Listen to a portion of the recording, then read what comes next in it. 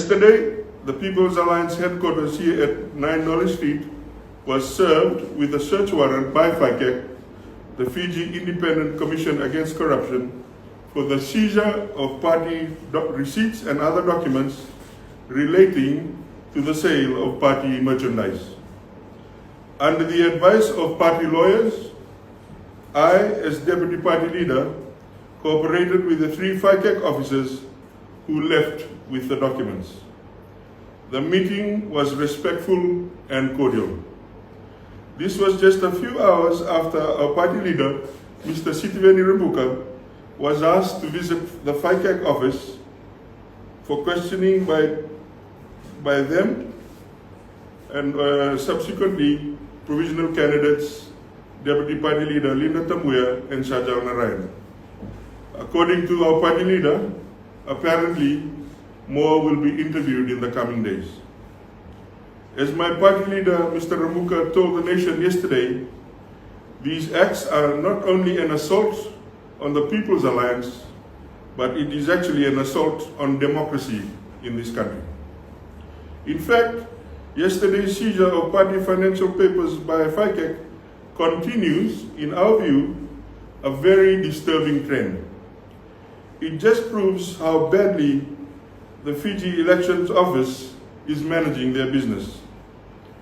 FICAC had come directly to the headquarters of the People's Alliance, even though due process had not been followed. By turning up here yesterday, it is very apparent that FICAC is now acting either on its own volition or on the complaints of their line minister, who also happens to be the Attorney General, the Minister for Elections, and is also the registered officer of the Fiji First Party. We have proof to show that the Supervisor of Elections was not investigating our merchandise sales. We had only written to him on the 2 issues which he identified: the Rock the Vote and the COVID Maternity Fund. There was no mention of party merchandise sales, never. This therefore begs the question, if the FEO was not investigating us about the merchandise sales, then on whose instructions is FICAC working on? Ladies and gentlemen, as I speak to you now, the People's Alliance is still waiting for a reply from Mr. Sanim on our 54-page letter of complaint which he had delivered to his office at 3 p.m. last Monday. This has not stopped him from updating you, members of the media and the public. We note, for example, that the Fiji Sun reported yesterday and quoted Mr. Sanim saying is that there was no need to appoint a caretaker government. My response to the supervisor is this: keep to your lane, Mr. Supervisor of Elections. Having a caretaker government or not is not one for you to decide. It is well above your pay grade, in fact. You only have to look across to your island neighbors like Tonga, Samoa, and indeed Australia to see how massive conflicts of interest are avoided in the practice of caretaker governments leading up to general elections. The Fiji Sun again attempts to ridicule our extensive complaint by referring to the number of pages in our complaint letter. For the information of the Fiji Sun reporter and Mr. Sanim, our complaint letter is nothing without the dossier of evidence. That is why I said on Monday, and I will continue to say, that our complaint was 50 pages long. Actually, it's 54 pages when you include the covering letter. In that same Fiji Sun report, Mr. Sanim seemed confused as to who we were complaining about. Well, I can't really help Mr. Sanim if he can't read our letter, which is stated right on paragraph 1, and I quote, "As the registered officer of the People's Alliance, hereinafter referred to as PA, I am submitting with this letter a dossier of evidence that supports PA's official complaint against the Fiji First Party, hereinafter referred to as the FFP, for its deliberate and reckless breaches of various sections of the Elections Act. We know for a fact that the registered officer is actually the General Secretary, or the authorized officer. So obviously, a complaint against the party will need to be answered by the General Secretary.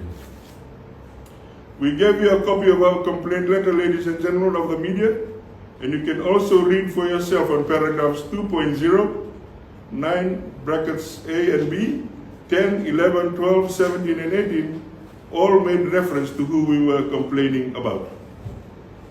How much clearer can we be? It appears that the Supervisor of Elections is confused, but when he receives a letter from the General Secretary of the Fiji First Party, he seems to be very clear with the complaints.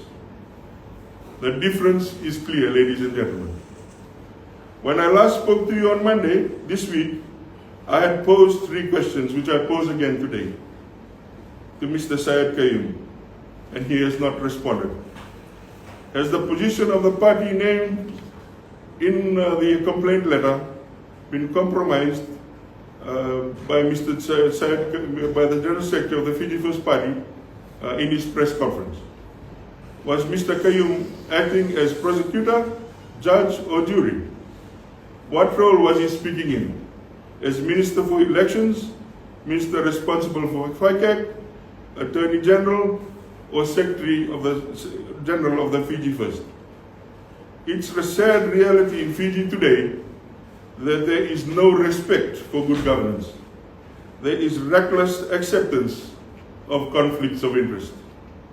Again, I repeat our message to the Attorney General and Minister for Justice: do the right thing and resign from 2 or 3 of the positions that you hold. That is good governance and will avoid massive conflicts of interest that arise. And a word of advice from a 33-year-old business veteran with good governance experience, which is me. Conflict of interest is not only actual, it is also perceived. I have seen people resign for a lot less conflict of interest, actual also and perceived. Before I conclude, I would like to address members and supporters of the People's Alliance here in Fiji and those living abroad. Be rest assured, we got this. We will defend vigorously and valiantly our rights as citizens of this nation. We have nothing to fear and nothing to hide. Keep following the law and ensure that you and your family are registered and get ready to vote come election day. I will conclude, ladies and gentlemen of the media, with the words of my party leader, Fiji's Prime Minister in waiting, Mr. Sitiveni Rabuka, when he told the nation yesterday, if Ayaz Syed Qayyum thinks he can break us through the latest wave of fear and intimidation, I have a message for him. The people are with us, and you will never stop our march to victory. You are guaranteeing our success. Thank you for your attention, ladies and gentlemen.